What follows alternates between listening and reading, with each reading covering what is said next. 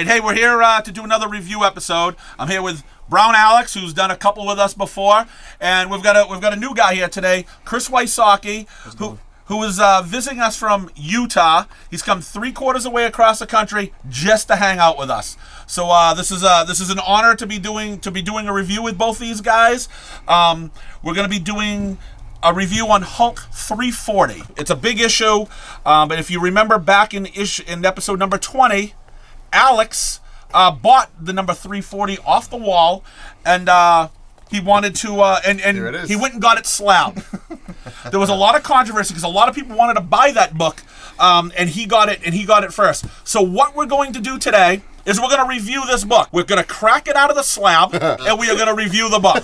I'm actually going to reimburse him his money that it cost him to get it graded, or maybe we'll just do this one instead. Yeah. I believe the whole key to why this book is significant is because of this badass cover by Todd McFarlane. Yep. And the inside art was pretty much Todd McFarlane, and you had a Wolverine Hulk fight. You get all that together, it becomes a significant title. You agree? Yep, yeah, absolutely. It's early McFarlane art. I actually think he's gotten better as time has even gone on. That's the real reason of why what this book is significant and worth some value. I mean, Peter David, he's one of the great writers of the Hulk. Mm-hmm. But I mean, this issue was just another issue in a run of the Gray Hulk. Yeah, there's another story with it. So I mean, it goes along with it before and way after it. So I read this 30 years ago. The Hulk's going cross country with Rick Jones and some other clown. Mm-hmm. And they're looking for something. I don't remember what they're even looking for. But they're in this massive snowstorm. Hulk's getting a little antsy. He wants to get out of the van. He doesn't want to be in the van anymore. So he just says, I'm breaking through the van. I'm going for a jump. But in the snow, he can't tell that there's a plane overhead. Yep. Bounces off a plane, just takes it out. Bam! Gets back up on the ground and goes, What the hell just attacked me? Well, pissed. It just happens that the X-Men just happen to be flying by. They're going to help the plane so no one dies. They knock the engine off the plane, which in turn lands on the Hulk and pisses him off. It makes him even more pissed. Yep. Right. So now Wolverine's on the ground saying, all right, where did that land? Someone's going to be dead. He goes down there, and there's the Gray Hulk. Mad as hell. So mad. Yep. He's already taken the engine, heaved it, and he's just looking for a fight. For pretty much the rest of the book, Is them fighting. It was a good fight. They're taking the shit out of each other. Normally, I mean, Wolverine takes, he gets his ass whooped with Hulk. I mean, he always puts up a good fight, but with this particular issue, I mean, he holds back a little bit, and then finally he just lets him fucking have it. Yep, that's it. The animal instincts activate after the Hulk hits him with the thunderclap that he does, and then that was it. He freaking hailed on him.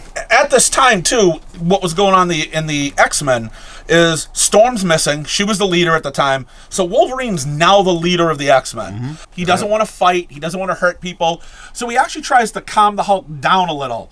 But yeah, that just doesn't happen. He's pissed. And after he gets the thunderclap to the head, he goes, "That's it. We're letting loose." Well, at first, I mean, like the blows, they weren't that bad. I mean, they would kill us, but I mean, at first it wasn't that bad. He was just trying. Why you that weak? I know. Okay. I'll admit it. I could take two berserkers, but then I'm done. Okay, all right, that's fine. He's trying to hold back a little bit. He's trying to, like Glenn said, turn over a new leaf. He's trying to eventually talk to him and ease off, and it's not working. The gashes aren't that serious, but they're just pissing Hulk off even more.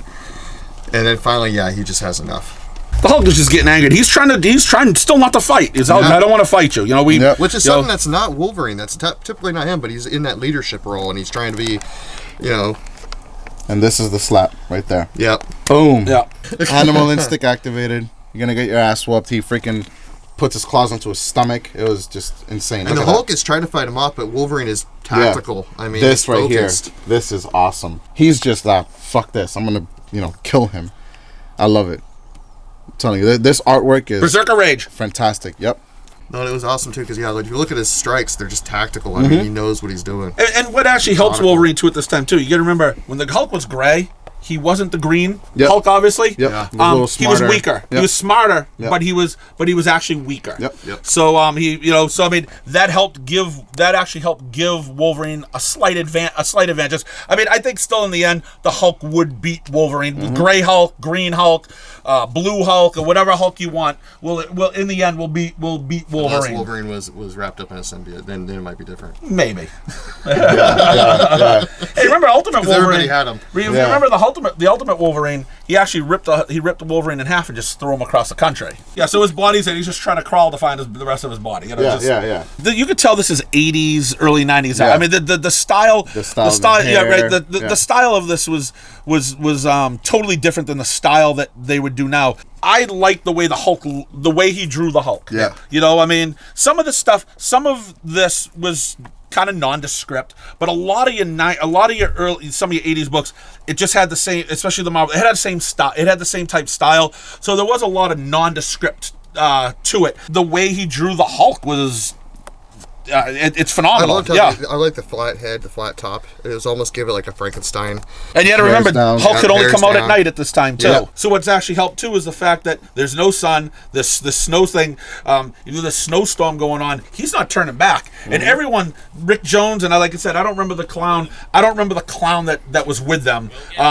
But they're like, oh my God, when's it gonna turn light, man? We need Banner to get back here. Yeah, This guy, this Hulk is out of control right now. Yep. You know, start from the beginning. I mean, this is all pretty nondescript. I mean, anybody could have been doing this art. You know, it's but I mean, you could see. But then you get here and you could see the style. I mean, you could see this is Todd McFarlane's like excellent artwork. Yep. I would actually like to see Todd McFarlane do it now. Yeah, you know, it's skill set that he has.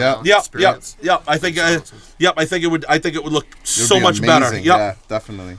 So like I said, you know, you get the X-Men that were running around here, and I mean, again, hey, that's your typical '80s hairband, the long hair. So The wardrobe was amazing. yeah. Howdy. How are you, buddy? But this is where I mean, again, this is where Hulk bounced off the plane. Yep. Out of all people. Yeah. Out of all people, for an engine to fall on his head. Yeah, it had to be the Great Hulk. I like the way he draws the leader, all the detail in the leader's head. All the cops came. The army comes and shoots him and just totally pisses him off. Now Wolverine has to step in and do something because he's just on the warpath now. Yeah, we got some little snickety snick coming up here, and he was just trying to defend himself. I just love this panel, this next one that's coming up, because it's like you can just see it. That one? No, yeah, that is the one. No, that is. Yeah, the Konami. This right here is awesome because after this clap, Yep. boom, boom, it's on.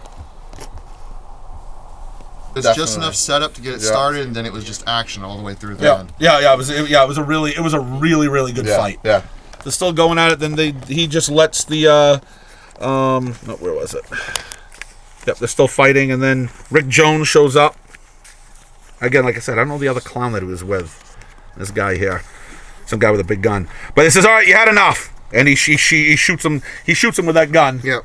And of course, the Hulk's not going after Rick Jones. So no, I doubt it. And of course, he yells at Wolverine. Don't you have anything better to do? And he started it. Yeah, goes, I won. Just remember that. Yeah. I really like this panel too because he kind of talks about how, you know, like we were talking about earlier, it's just kind of it's always a circle with him. He's always trying to work keep that hard. And throughout his whole the whole existence of Wolverine that way, it's always the same vicious thing. I mean, eventually it comes out. And yeah, it was a good read. I mean, I just read it. I read it the other day just to brush up on it. And again, it's not like a significant read. I mean, it's just another good classic read. Yeah, it's just another book, just in a series of stories of an arc. And I think the reason it's so big, it's a Hulk Wolverine battle, and it's Todd McFarlane. Yep. Absolutely. Yeah, absolutely. Most people buy this book just because of the cover. It is the best cover ever. Yep. Love that cover. Yep. It's classic. Classic McFarlane. Yep. So now we'll crack this open, right? Pass me the screwdriver. Yeah, this is the one that I took it off that spot right over there. It's actually that spot that's still open. It's still really? blank. That's it is. It's kind of like a barrel. Yeah. Well, I actually left that. I leave that open all the time because as a reminder. Yeah, as a reminder. Here we go. We got the screwdriver. All right, let's see what we're gonna do here. Do I do this? I recommend this book to anyone, collectors, readers. Yeah, It's if a you're good a story. reader, I mean, if you're a reader and you like Hulk, I recommend this whole era of the Grey Hulk. the Grey Hulk, the Mr. Fix-It stuff. And this is just one of those books that are in that. I mean, unfortunately, this is the one that's worth a lot of money. The rest you can pick up, $5-8 a piece, maybe. It's but I mean, this is the one that's valuable. I mean, but yeah, I mean. As a reader, yeah, and if you can find yourself a cheaper reader copy, that's even better. It's I actually recommend Peter David's run. I mean, he was on Hulk for years, and I would probably say 95% of it was excellent. Yep. But yeah, the Grey Hulk stuff was phenomenal. They actually have had this in trade paperback too. It's in and out of print all the time. Yeah. But they've actually had some of this section of book in trade paperback. So you can get the whole story arc. Yeah. I think it was like a $25 thick $25 plate and had a bunch. Cool as having actually. Oh no, you're absolutely right. Yeah, nothing like It was really cool. It's like a rush when it came in the mail for me. I was like, all right, I had to read it. It's awesome. If you're like Hulk, or if you just like watching Hulk and Wolverine kick each other's asses, this is the best an awesome issue story. ever. Yeah, awesome story. Really did like it. Are you sure? Pop it open. He really wants to pop this thing open. Yeah, I know. He wants to pop some tags. Come on. he just wants to break something. Yeah. Artwork's good. Story's good. Yeah. The artwork is fantastic. You can see all the details in their face, their eyes. You can see the emotion. It's that McFarlane, classic McFarlane, man. I love it. Yep. I mean, if you're just a huge Wolverine fan, this would be the book to pick up on for sure. I would give it like an 8. Out of all the Wolverine Hulk fights, I would give it at least an 8.